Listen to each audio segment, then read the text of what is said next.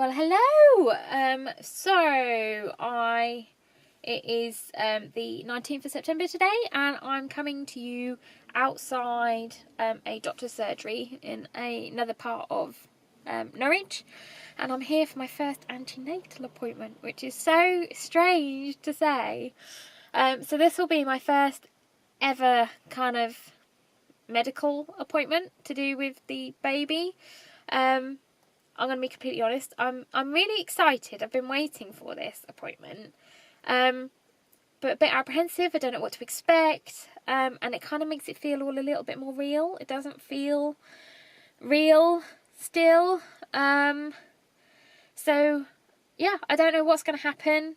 I've been warned it could be like an hour to 2 hours, and I'm hoping they're just going to take me through everything, because so far, literally the only information I've had is via Google, which has been fantastic, don't get me wrong. But I would like some proper information, and I'd really like some information on my dates, because everything's just been a bit of a guess so far. I already need a wee, and I'm in two minds as to whether to go, because you can bet your bottom dollar I'll go, and then she'll need me to do a sample while I'm in there. Or if I don't go, then I'm going to spend the whole appointment jiggling around. So I don't really know what to do. Perhaps I'll ask the receptionist when I go in. But yeah, so that's it. So I'll update you when I come back. But yeah, we'll see what they say. Hello. So you'll notice I'm wearing a completely different outfit. I'm in a different place. And I'll probably look quite a bit different. That's because it's a few weeks on and I've just come to edit the footage, and I don't know where the footage has gone. So I am gutted, because I really wanted to document, you know, the journey in real time, but okay, I'll just have to carry on as I can. However, so to complete the footage, I then came out of the appointment and the woman gave me a bounty pack. I say woman, she's a midwife, obviously. She was my midwife, so she'd be looking after me throughout the whole journey, and she'd be the midwife that came and saw us straight after when the baby's born, which is really crazy to think about. Thinking back, it is now, of course, 8 weeks ago.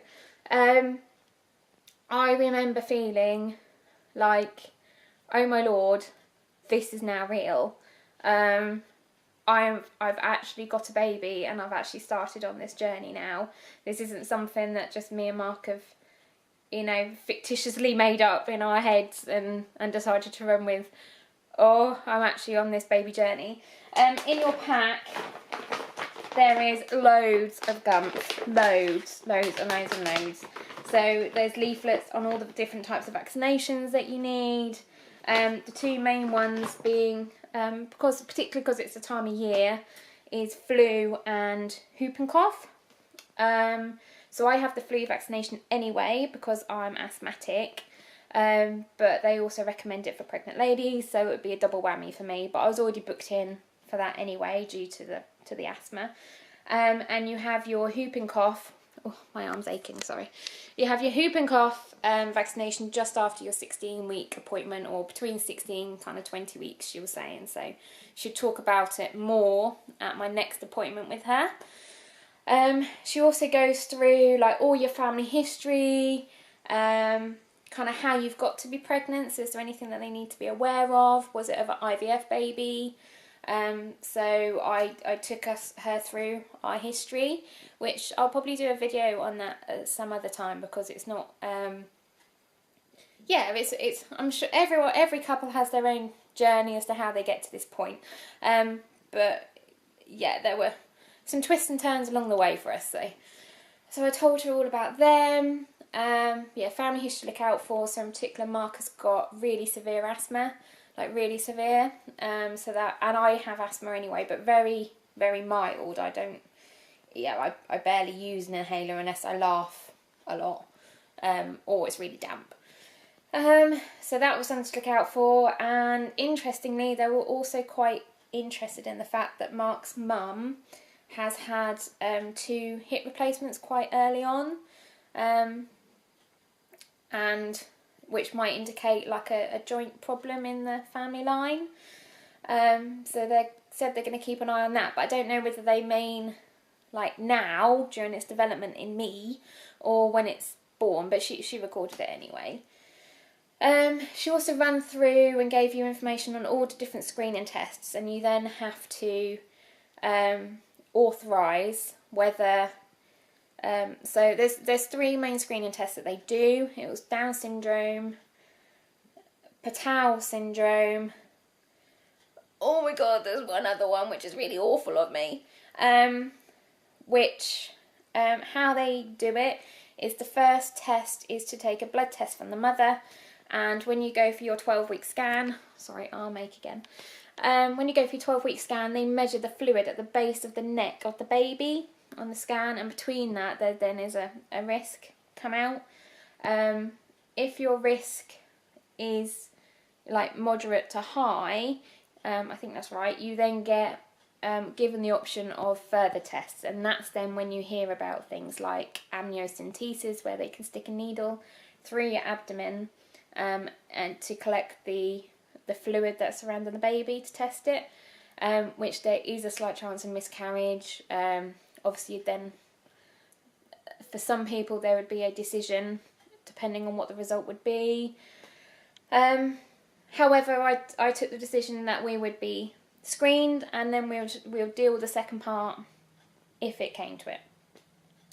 So she goes through all that, and she then notifies the hospital that you need a antenatal appointment.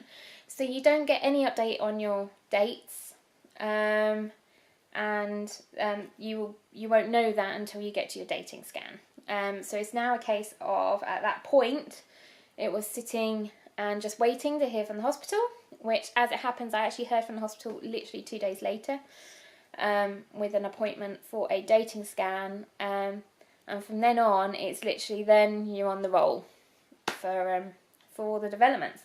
So, like I said, there's loads to go through. There's different booklets from different suppliers. You can register for different kind of groups to get coupons and information, and there's different shop booklets, and there's all your notes, so it's best to keep everything in there together, and when you go to your appointments, just take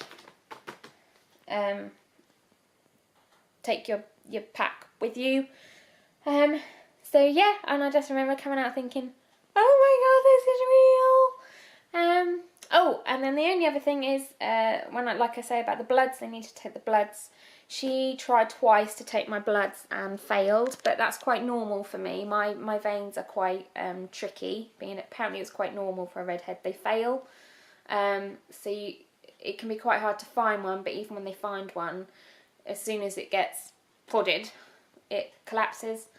So I then had to venture into the city to the walk-in centre. I could either go at the hospital the next day, or I could just go to the walk-in centre and just get it done, which is what I wanted, because I had the time. So I literally walked to the didn't walk to the walk-in centre at all. I went to the walk-in centre and I was in and out in 15 minutes, and they did it straight away.